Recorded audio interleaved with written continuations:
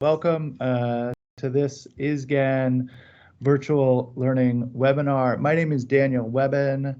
I'm the Communication Manager of ISGAN, and I want to spend a couple of minutes just introducing ISGAN for those who don't know before I turn it over to our speakers for today. So ISGAN is short for the International Smart Grid Action Network. We are a technology collaboration program of the International Energy Agency. We are also an initiative of the Clean Energy Ministerial. Established just about a decade ago, we support high-level government attention and action for smart grids. Really, so we have kind of two parents here from Clean Energy Ministerial and the IEA. We currently have 27 contracting parties with nominated representatives and dozens of experts from around the world that come together in specific working groups. We have two secretariats, one from the Austrian Institute of Technology and the other one from the Korean Smart Grid Initiative. As you can see here, these are some of our working groups in power transmission and distribution systems, a smart grid research facility, the cost-benefit analysis, and also smart grid and transitions in a more of a social science aspect.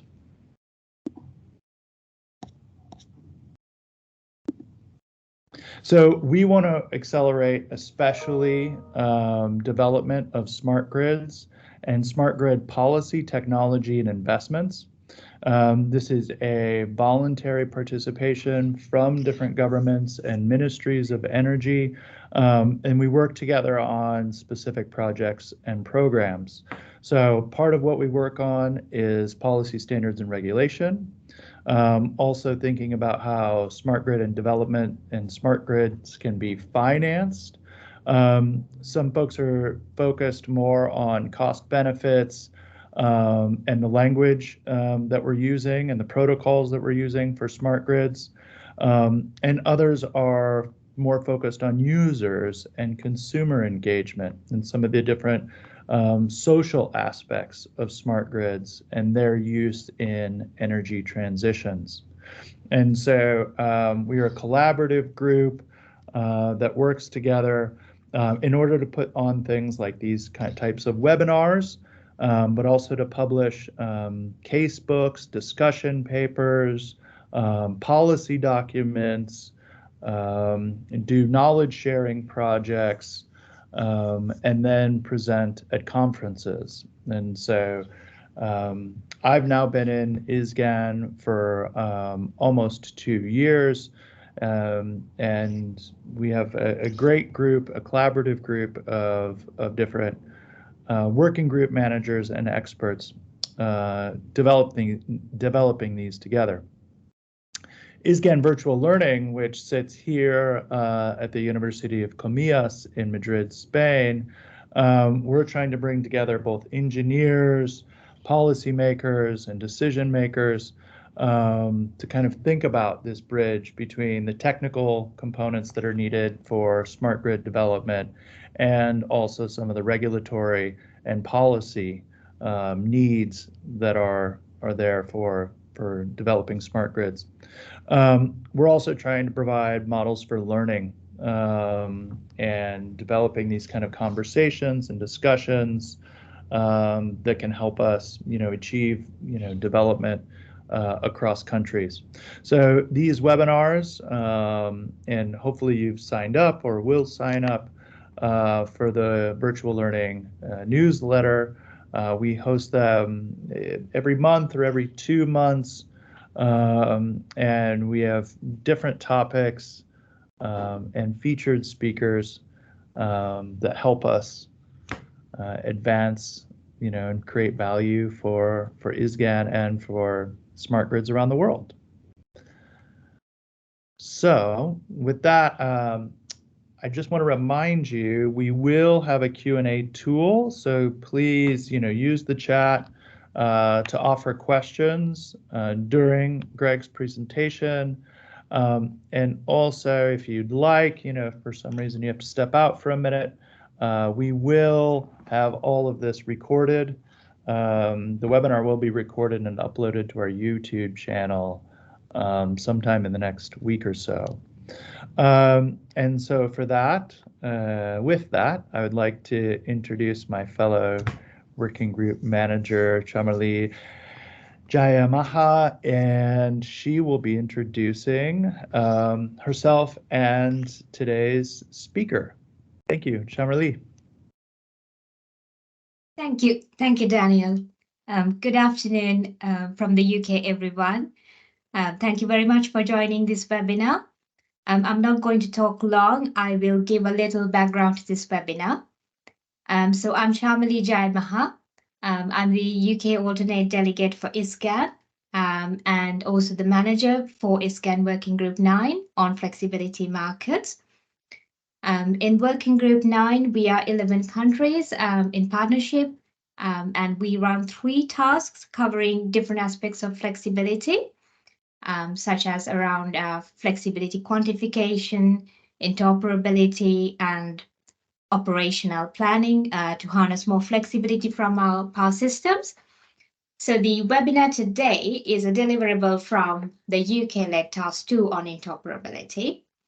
My colleague, Greg Johnston, who will be presenting today's webinar, and I myself work for Energy Systems Catapult in the UK, which is set up to accelerate innovation for energy transition. So the Energy Systems Catapult ran 2 task forces on data and digitalisation for energy systems for the UK government. And now we conduct a lot of innovation projects following the recommendations in these task forces. Our digital twin work for energy sector is one such key focus area right now. So this webinar will share some of the newest insights and learnings from this work from the UK. So it's very exciting, and it's a pleasure to be sharing these learnings via ISGAN as well. So one last thing before I finish, I'd also like to mention that you can access all our previous Working Group 9 reports, fact sheets, a lot of work on ISGAN website. So do have a look if you're interested in.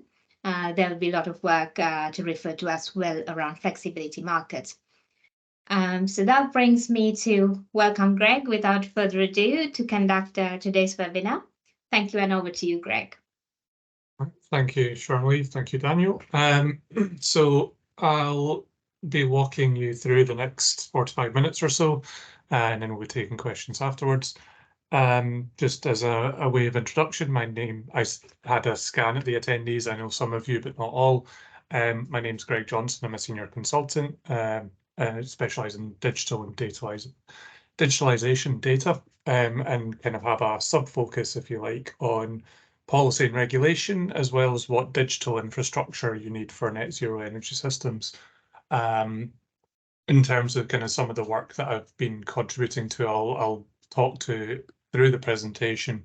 I also, before working at Energy Systems Catapult, was an employee at Ofgem, the UK's energy regulator, and was kind of supporting their data and digitalisation work as well. And I've probably done more to support it having left than I ever managed when I was there. But that's why we're here, is to have impact, right? So I'll be talking you through some of the kind of work and thinking that's going on in the UK context, and let's get going. So first and foremost, what is a digital twin? And I think it's really important to start here so that we're kind of conceptually on the same page. I've drawn these definitions from some work that colleagues at Energy Systems Catapult did with what was the artist formerly known as Bayes. And for those of you who don't quite get that reference, about last year, our energy ministerial department changed from Business, Energy and Industrial Strategy to the Department for Energy Security and Net Zero, which is a mouthful to say. So if it's a mouthful, I might as well make a joke of it. but we've done some work with them around how can policymakers utilise digital twins for, funnily, better policymaking. And part of that work, we ended up with these definitions, and I just wanted to start here. So for a understanding that we can all kind of start with today, a model is, here is your physical object. I'm going to make a digital representation of that. Fantastic, you're at stage one. This idea of a digital shadow is you can pass a data flow from the real object to the digital manifestation of that and do some interesting analyses or processes around that. And the nut that I think everyone wants to crack is the two-way flow. So your digital representation is also passing control signals or messages to the real world, and the real world is reacting in a kind of symbiotic relationship, if you like. Frankly, in this space, I haven't really seen any examples of a true digital twin in this particular definition, although if I was being a bit flippant, I would suggest that the funding likes it being called digital twins, even if they are far more in this kind of digital shadow type of definition that we've got up on the screen. So just to maybe place where we are as a kind of stake in the ground right now, I think we're somewhere between the model and the shadow with the ambition to get to the twins. And that's a really interesting place to be in, because there's a huge amount of opportunity and growth and exciting things that you can do to try and get there, and a lot of challenges to overcome. So with that in mind, I'm just going to nip on to the next slide. I think it's probably worth grounding you all in where this has come from a UK perspective. Like, how did we get here?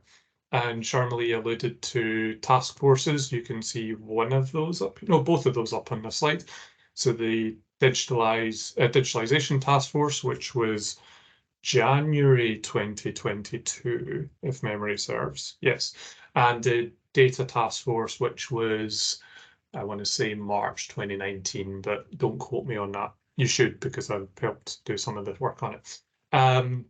So that's kind of two fairly important bits of work that really helped accelerate where the UK was coming from a data and digitalisation perspective. They were not in of themselves about digital twins. They really weren't. They were about how do we use data and digitalisation to accelerate the energy transition? Like, what skills are we missing? How do we use or leverage what we already have, and what new things do we need in order to get to the next level, in order to have these grids function in a way that can manage and operate consumer requirements alongside variable renewable generation and all the other kind of intricacies of grids. So those are two things that I would definitely, if you haven't looked at them before, I'd certainly recommend going and having a look at. But some of the other ones around here is probably worth just picking out. Ofgem, the regulator in the UK energy markets, have published things called data best practice guidance, and I gave a webinar in ISGAN last year, I think, alluded to or talked about some of that, and digitalisation strategy and action plan guidance. To give a high-level overview of those two documents, they are regulatory bits of guidance for the energy networks, so both gas and electricity. And they set out that they need to create digitalisation strategies and publish them openly, follow them up with action plans that they update every 6 months. And with the idea that if you start talking and publishing what you're doing from a digital perspective, what data sets you're going to prioritise, bringing up to a better standard, or that you're going to create that don't currently exist, how you're going to implement data standards, or how you're going to build platforms to allow you to digitalize processes. The idea being that if that is more publicly known, then other organizations who are reliant on the grid can more effectively plan and support as well. And that's been going very well. I think that the plans are up there. very searchable. If you type in a DNO's name and put in digitalisation strategy, you'll find those documents, and they are relatively comprehensive, and they give you an idea of the level of capability that those DNOs in the UK have, and the other networks themselves. The more interesting one in terms of digital twinning is data best practice guidance. Data best practice guidance is a series of principles. There are 12 of them. And it's how do you, as a network operator, use, improve your data and your use thereof. And that's important because fundamentally these digital twins, whether they be true digital twins or digital shadows, are underpinned by data about the energy system. So how do you describe your network topology in a model? Well, there hasn't until very recently been an agreed methodology for doing that in the UK. There was a bit of variance between the DNOs. So there's some policy work going on to bring that together to a GB SIM model, for example. But the data best practice guidance is there to support the networks thinking about how they manage their data more effectively, how they can get the most out of it, and importantly talks about this concept of presumed open data. So in the UK now that the DNO's data is presumed open, they have to justify why it might not be open, national security reasons, so on and so forth, cybersecurity, all those sorts of things. And if it can't be open, aggregating, doing best efforts to aggregate it in some way to make it as open as possible so that other people can pick that up and do really interesting stuff with it, including potentially making digital twins. A couple of other bits that are on here as well, probably just worth picking up. The government responded to the task force report, put together a number of competitions around how to accelerate digitalisation in the UK energy sector, one of which I will come to talking about in great detail later. And the energy and policy statement for GB really hammered home that presumed open approach to data. And I think we'll see that not just be a requirement on the network companies, but also other energy market participants. Ofgem have started making indications that they are looking at how to embed that principle of presumed open, or perhaps the entirety of data best practice, into other market participants, licenses to code bodies, administrators, suppliers, generators, exploring that problem space and where to prioritize so that you can drive a level of interoperability, not just in the data itself, but in how organizations handle and manage their data in the sector. That's a bit of your background. And where that leads us to is this space of people building what I'm calling digital infrastructure. So decades and decades ago, we were solely concentrating on building grids, and those are large infrastructure projects where, well, I suppose back in the day, lots of men would dig a big hole and they would build something in it, and it would help support the grid, whether they be pylons or underground cables or whatever it happened to be, the gas networks, for example. They were big infrastructure projects. And that's still going to be the case. We have a huge need for that physical infrastructure, particularly through the electrification of heat or transport. However, we also need that digital infrastructure to support the different types of generation and use of energy that we have today. Because when we were building that original infrastructure, it made sense that you would build N number of power plants, and N is probably less than the number of people that you could reasonably phone round in an hour to make sure that they turn up or down demand if something strange has happened in the grid. You can't manage grids like that anymore. Haven't been able to do that for some time, but I think now we're at that acceleration point of the amount of low carbon technologies that are being installed at the grid edge, and the use of flexibility is making the system so much more inherently complex that we now need to have the digital infrastructure in place to pass data from different market participants at different velocities to each other in order so that they can make effective decisions, be that the grid operators themselves to balance be that flexibility providers to know from a planning perspective where they should put in their giant battery that they've just procured or built, through to anyone in between, and even just down to the consumer level, how that they can support their local flexibility markets, for example.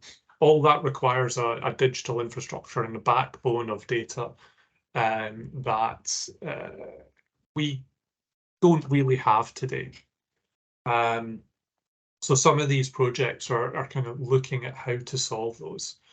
One of them, this digital spine feasibility study, I'll come back to in some detail later, similarly with the virtual energy system. But some of the other ones as well. So I put up just one example of an open data portal. This is, I would consider digital infrastructure, as all of the DNOs have that open data requirement. They are building data portals and they are publishing open data. And there's really good examples in the UK of companies taking that open data and building business models on top of it, helping third-party companies work out where they can site their new factories or whatever it happens to be, or new car parks.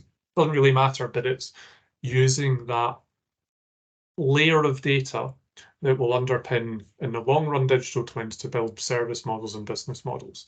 And that's really kind of the acceleration that's been happening in the UK over the last 3 to 4 years. Similarly, a lot of these are government initiatives as well. The Digital Spine, Flex Markets Unlock, Smart Meter Energy Data Repository, and LCT Connect. And they represent approaches to build that underlying capability that will enable digital twins or shadows or models to be built on top of. For example, the LCT Connect is the phase 2 of the automatic asset registration program.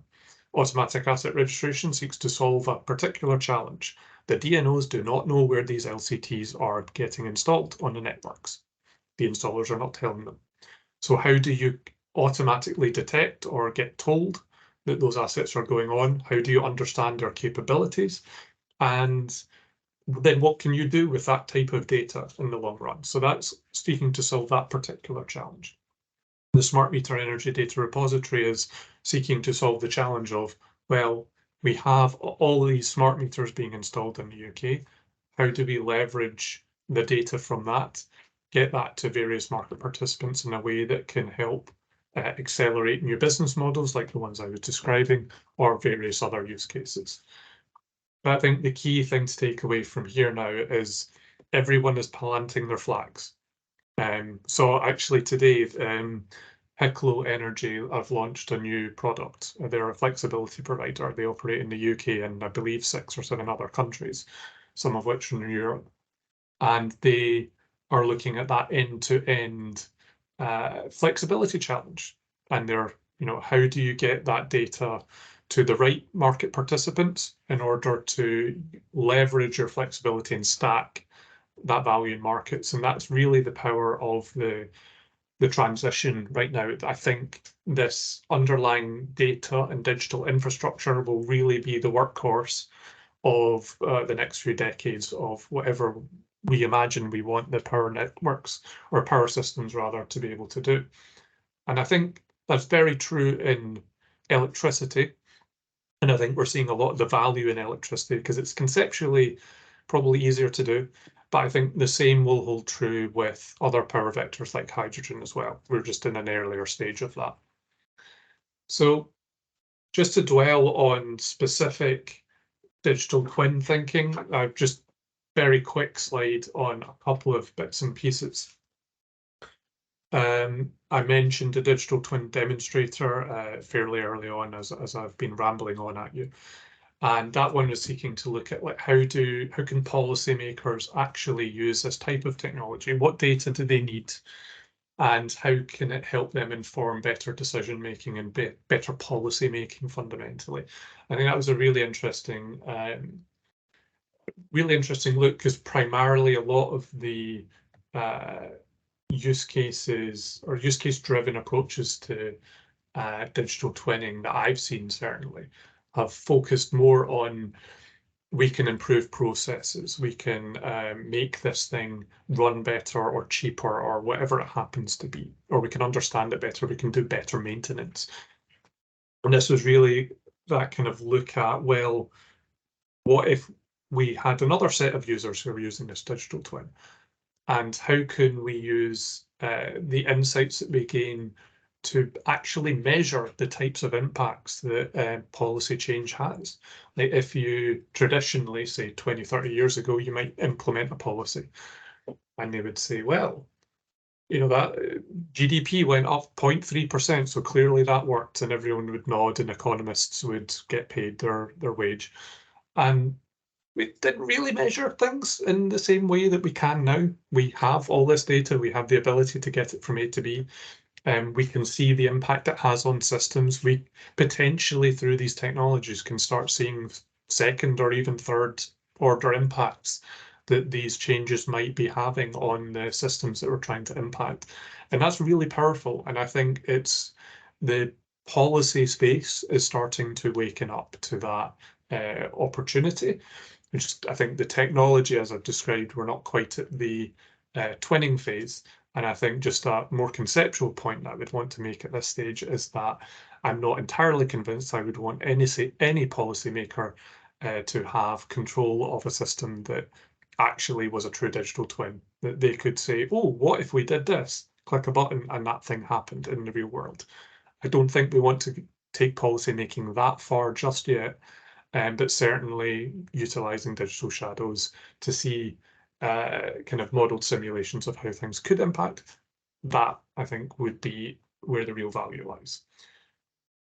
So just to draw us all the way back for a moment, we've talked about some of the benefits we've had and some of the initiatives and how we've kind of come to where we are today in the UK context. But fundamentally, what I've got on the screen, right? This is still a data problem. We still need to get data that is understood and interoperable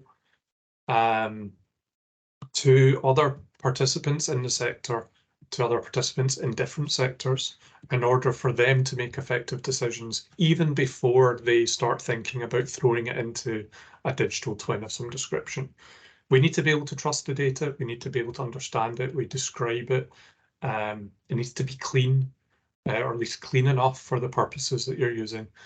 And we want to understand, like, what is it we're trying to achieve with that data? Is it even possible with the type of data that we have today, or do we need to collect stuff that we haven't been collecting before? And I think a lot of those foundational challenges around digital twinning and energy are still somewhat presumed. Yeah, we'll have the data, the digital capability will just work and we'll be able to do these fancy things with how we want to split our market design. We still have that fundamental challenge around data standards. So, and as I've kind of already alluded to in the UK context, we've taken a presumed open data approach. And I think, and then when it's not open, how do you aggregate it in such a way? And I think that is a really clever, maybe unintentionally clever first step, is that you get that low-hanging fruit out there, you allow people to go at it and innovate, and you get this acceleration. And there's a lot of SMEs in the UK space that are using that open data to build new business models. And on probably no less than 5 or 6 occasions in the last few conferences that I've been at, people have come up to me. That open data, presumed open bit from Ofgem was something I worked on when I was there before I joined Catapult. And he said to me, I have a business model because of this. I can do what I could not do 3 years ago because the DNOs are now opening up that data. And I think that method, or that message rather, will continue to hold true. As they continue to open data, it improves in quality. And then as we try and do more interesting things, it will become more and more important to wider systems. However, it's then the shared data where the highest value lies. But we'll come back to that. The other thing worth mentioning here is, well, I've kind of alluded to this, but it's standards. How are we solving getting data from A to B? And how do we describe that data?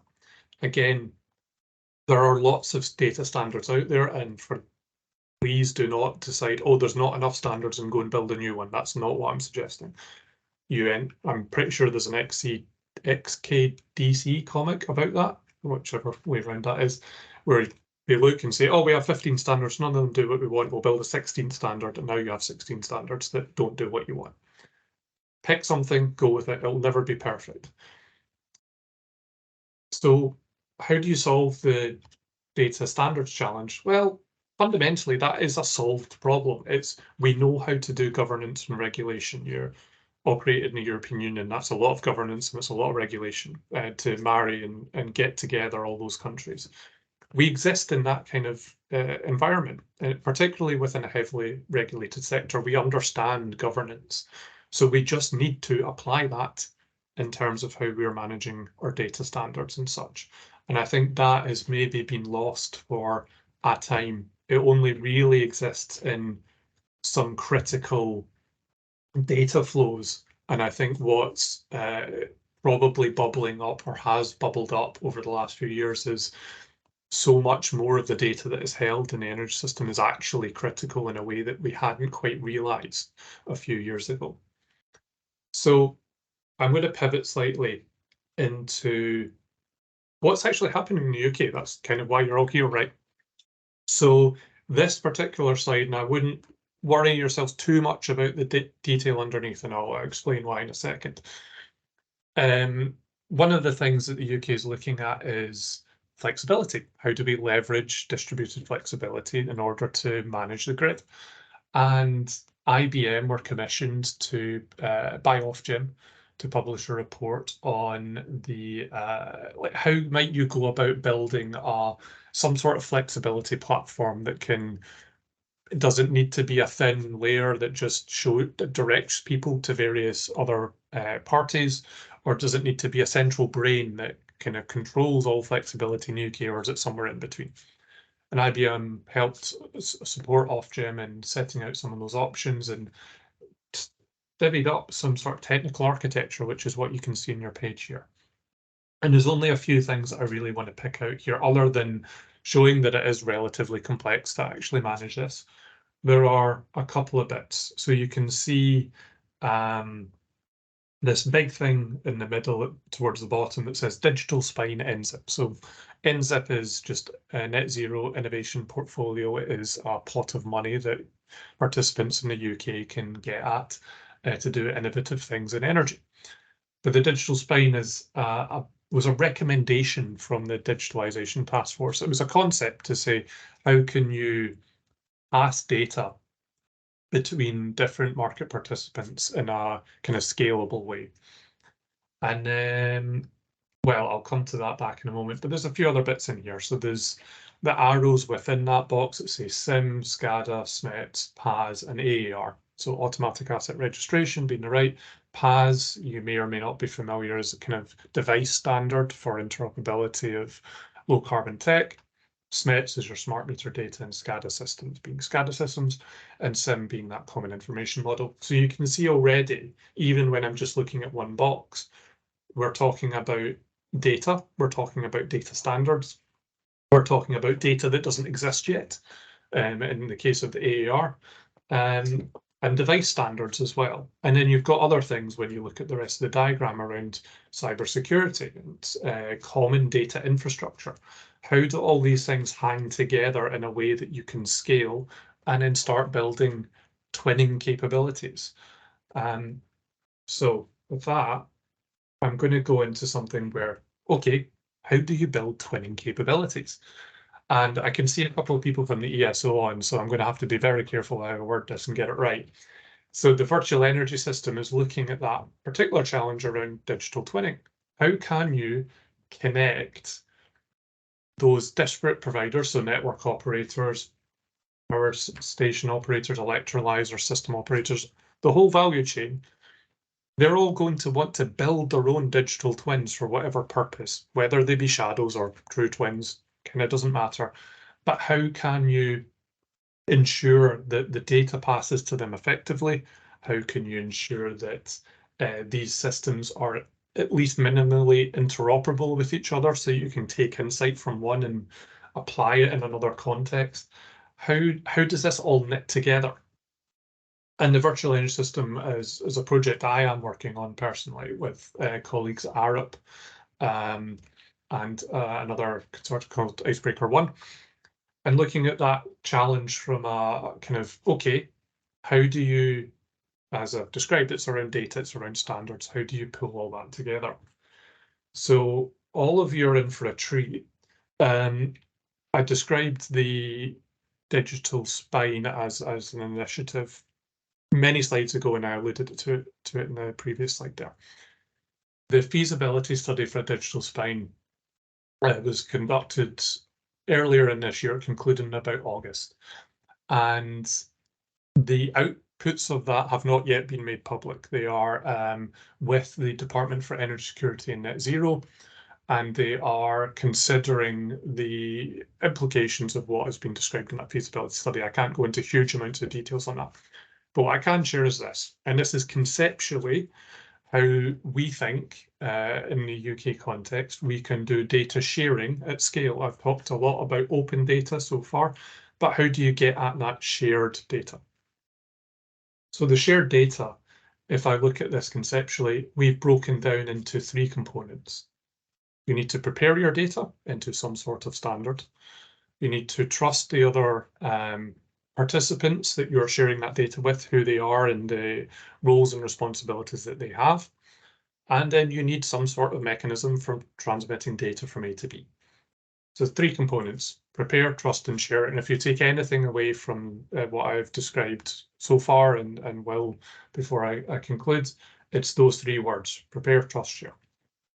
And the idea is that regardless of your organization type, regardless of what sector you sit in, you could, in theory, have this idea of the prepare, the data preparation node, which at its minimum is an API standard, a way to pass data through to another part of the system. And then what you have in the middle, this kind of green box of trust framework, is how do you set the attributes for those roles and responsibilities and the availability of data. So if I have a data set that only UK citizens of security clearance X are allowed to see, how do I tag my data appropriately to pass through that mechanism so that the recipients can only ever view it if they meet those characteristics? How do you manage a system like that? That's incredibly complex. And then the share bit is probably more of the solve challenge of, we know how to get data from A to B. We all have phones. We all use, well, most of us probably use things like Netflix, the streaming services, all sorts. Actually getting data from A to B is never the challenge. Preparing your data, I've described, as still quite a big challenge. Describing it in ways that we all conceptually understand in the same way is still a challenge. And the trust framework, if I boil it down to one word, is legal. That is your challenge, is how do you legally agree a framework through which you share data? And you can do so at scale. And you can do so with not just 2 organizations, but 20 or 200. How do you do that? So what we've kind of described here is this data sharing infrastructure. And the concept is anyone has the blue bit, the data preparation node. You download it, it's free, open source, bit of code, bit of something that you can grab, and you implement it at your organizational boundary. The red bits are and the green bit, so that bit in the middle, is your instance of a data sharing mechanism or infrastructure. So you would say you are 3 water companies and a utility or a DNO, for example, and you agree that you need to be sharing data with each other. Well, you build an instance of that data sharing mechanism and you pass your data through it. Now, how do you get there, you ask? I could probably talk about on this slide for in excess of an hour, and it may be where all the questions lie. But fundamentally, what these boxes and that represent, or what we're trying to get to in the UK context, is a blueprint, is a technical specification of the minimum thing that these boxes are, and then let people go and build on top of them. And if everyone holds to the blueprint, then you drive interoperability because they are passing data to each other in the same way. You pick a data standard over your particular data sharing mechanism, and then you crack on and do it. And if you're a technology provider, you can build additional widgets for it and sell it to anyone who's using it. Or if you want to build your own instance, you can do that. If you want IBM or, you know, there are other providers, Google and so on and so forth, they might want to go and build all singing, all dancing versions of these. But conceptually in the UK, and pulling this all the way back to digital twinning, is we need a scalable way to share data that has the right kind of standards. Doesn't matter what the standards are, but we need those standards agreed somewhere. We need the legal framework solved. We need the technological ability to share data from A to B. And how does that hang together? Our approach, or our conceptual approach, is blueprint it and then let people crack on. You drive interoperability by everyone using the same blueprints to begin with. So that's where I see the UK's kind of future move into the digital twinning world is going to be underpinned by this. And the reason that I'm confident in saying that, despite the report not yet being published, is that Ofgem in the last month has come out on two different topics. One of them is FSNR. For those of you who don't know the acronym, it's Future Systems Network Regulation, really dry regulatory stuff. But they've come out and said, in order to share data with the regulator and with other licensees, DNOs in this particular instance, well, we need to implement a data sharing infrastructure, and we're going to do so in the next price control.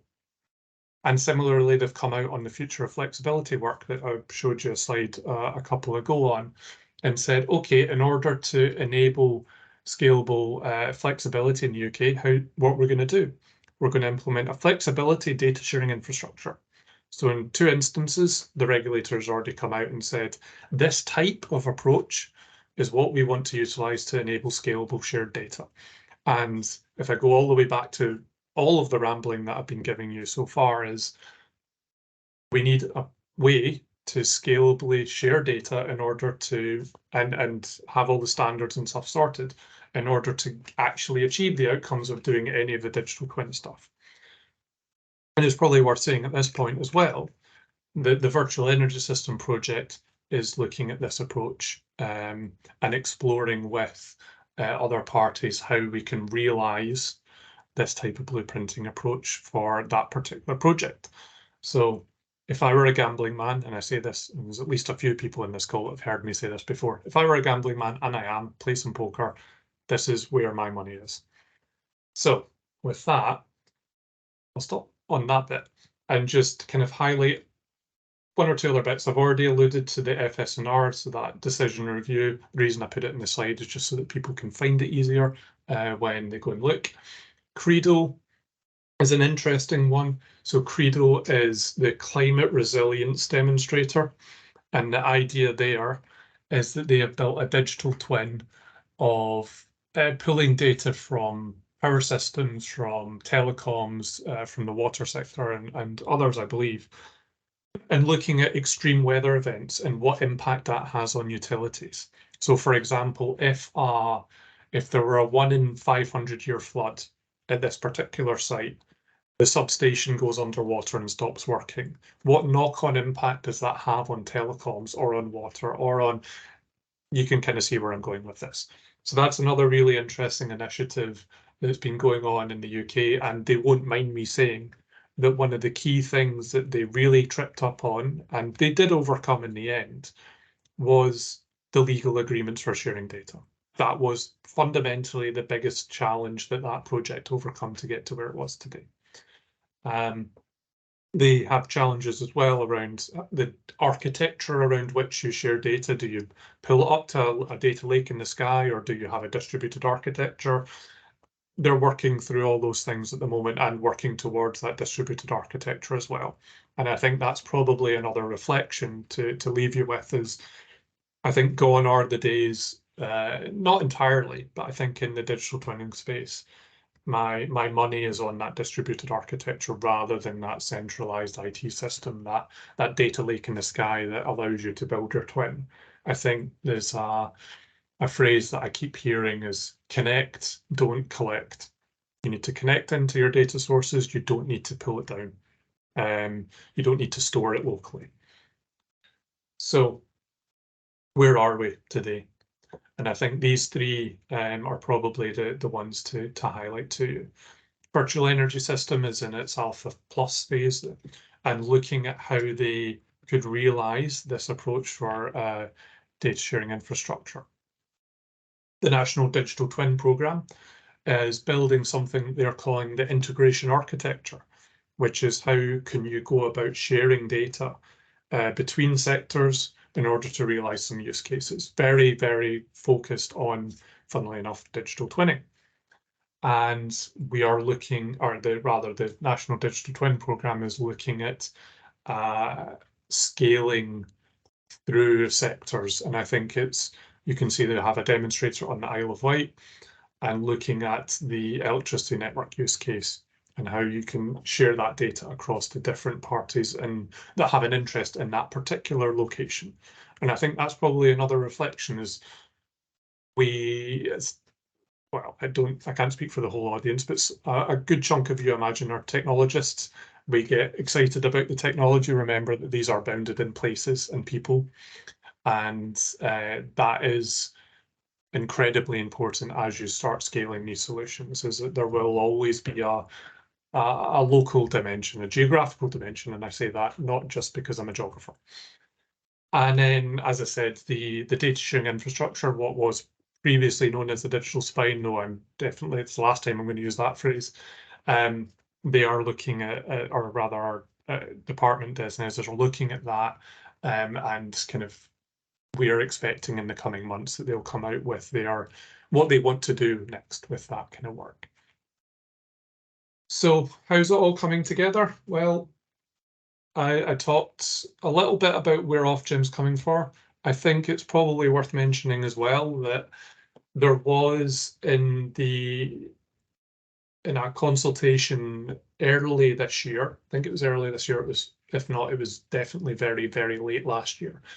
We're looking at, well, can the regulated networks, in terms of doing their price controls, can we use digital twinning technology in order to help facilitate those price controls? Like, can we see, you're talking about digging up all these roads and stuff for particular outputs. Can you put all that together into a twin and say, like, here's our plan, here's its interactive digital twin of what we are trying to achieve, here's how it all hangs together, what can we achieve? And the answer is no, we can't do that yet. We just can't. I think given the speed of the transition and speed of regulation more generally, I think it would be a mug's game to try and guess when that might happen. But the fact that we're asking the question now is a huge amount of progress from where we were 5 years ago. So reason to be optimistic. As I said, we're looking at the system operator, the FSO in the UK is looking at that ecosystem of connected digital twins and how you enable it. As I said, it's all about shared data. And that data sharing infrastructure, that approach, that methodology for sharing data, it's popping up here, there, and everywhere in the UK. Speaking to the IEA on Monday about it at length as well.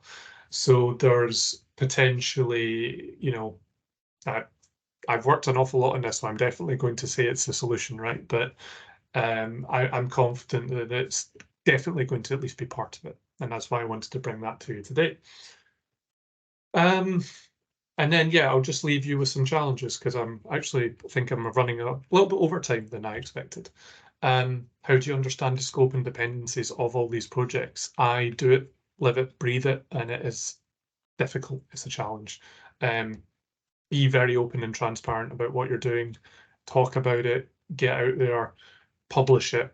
People will find you if you publish stuff because that material, that learning, if I've learned anything in the sector in the last few years, it's that we don't have enough time to mess about. We don't have enough time to do it twice. So if you're doing something new, make sure you're shouting about it. And as I say, that policy and regulation piece moves slower than the capabilities that are there. These capabilities, I think we can all agree, could have been realised a few years ago had we done all the data standards work in the past, but we haven't. We are where we are. So how do we actually realise that? And then the last point I want to make is around governance. How do you govern these digital systems? I haven't even touched on the ethics of digital twinning and the use of things and the impact on consumers. There, you could do a whole other webinar on that. You could do several webinars on that. And I think that's just important to explore and unpick for any of you that are working in this space. So that's me. Apologies for being a little bit over when I expected to be, but happy now to take any questions that have been coming through.